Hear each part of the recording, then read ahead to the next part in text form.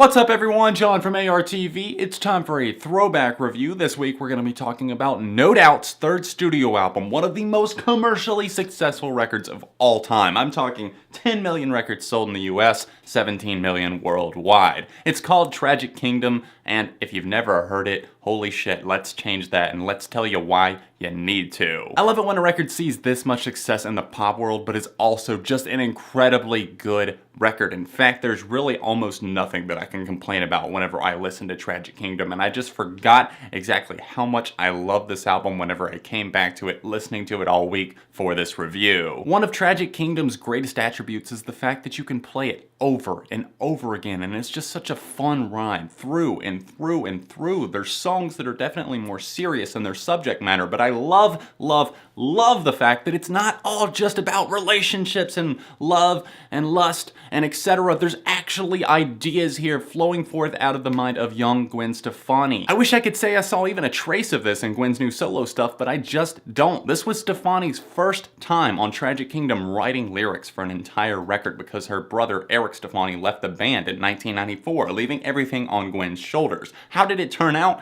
Fan-damn-tastic. This album is just so solid lyrically through and through. Not the fact that there aren't some pop songs here, things that were meant to be very catchy. It's the fact that she can write a good hook and still have substance, and also tell stories outside of the box of a relationship. It seems like people feel like there's a confines there that can't expand if they're going to be played on pop radio, and that's just not the case at all. There's some more intricate, weird, odd, and even epic tracks on Tragic Kingdom that just showcase all of this band's talent. In terms of how this record sounds, I'd say it's an alternative rock album at heart, but definitely big influences of ska, punk, and even reggae just coursing through its veins. There's a couple of unexpected guitar solos, and then Tony in this band, I just have to give a shout out to the bassist because he makes the frets dance on some of these tracks, and it's so fantastic. Different People, I would say, is one of the most fun bass lines of the 1990s, and then he kills it again on tracks like 16 and on this and World Go Round. The part on that just jumps off the page and I scream yes almost every time I hear it because it sounds that good. The styles and tempos of these tracks definitely vary, but they all still feel very connected and like they're from the same heart, and it's made from a band who just has such a tight rhythm section, and just you could clearly see the chemistry that was flowing in the studio whenever these songs came together. You can tell right off the bat, in fact, with this record, because Spiderwebs kicks it off. It's one of their most successful singles,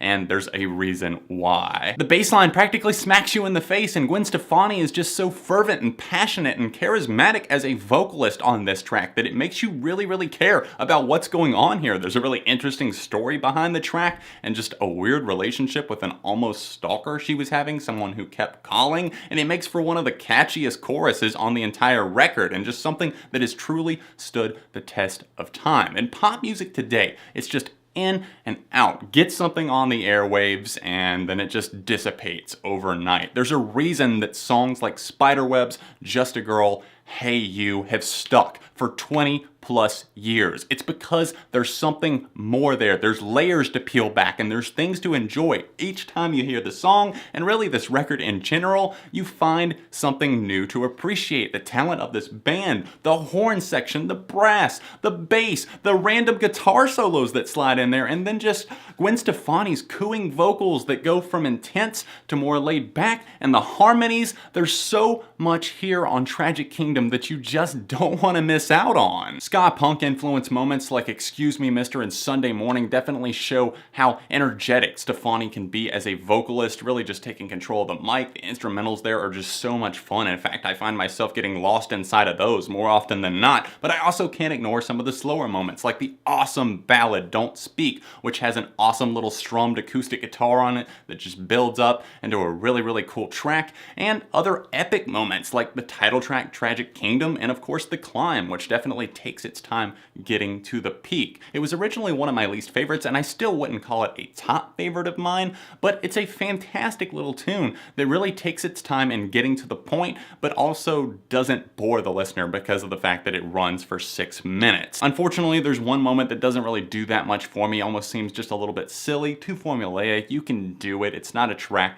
that really stands tall compared to its contemporaries, and unfortunately that is one not even a sore thumb, it's just one that I will skip over from time to time, but fortunately there's just so many moments that I can dig into. It makes me forget about this one that I don't like quite as much as the others. It's still a good tune. It's just that whenever I look at moments like Hey You and the little sitar at the beginning, and of course the fast-paced Spiderwebs, and ended on this and its nice story that's flowing there and just almost a little play that's going on, I look to those moments and I say, yeah, this one's not quite as great, but I can forgive it. I love Tragic Kingdom. I hope you guys will check it out if you have never done so. Obviously, this album is a 5 out of 5 for me. The Bitter Happy Now, Just a Girl, the awesome single. There's so many memories attached to this album, I'm sure for a lot of my viewers as well. Let me know your thoughts on Tragic Kingdom in the comment section down below, and let me know what you'd like to see me do a throwback review for next. Of course, this is the first of many in the No Doubt albums. Maybe I will review more of those soon. More on that very, very soon, coming with the launch of my Patreon page and discography reviews. Get excited.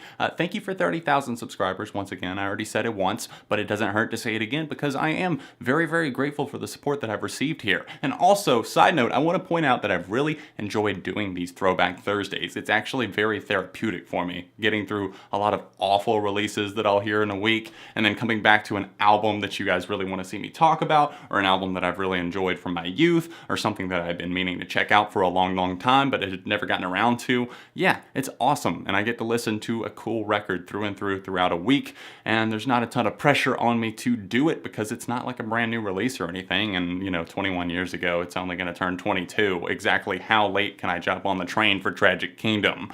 Thanks for watching, smashing the like button, subscribing to the channel because friends don't let friends go unsubscribed, and I will see you very soon right here on ARTV.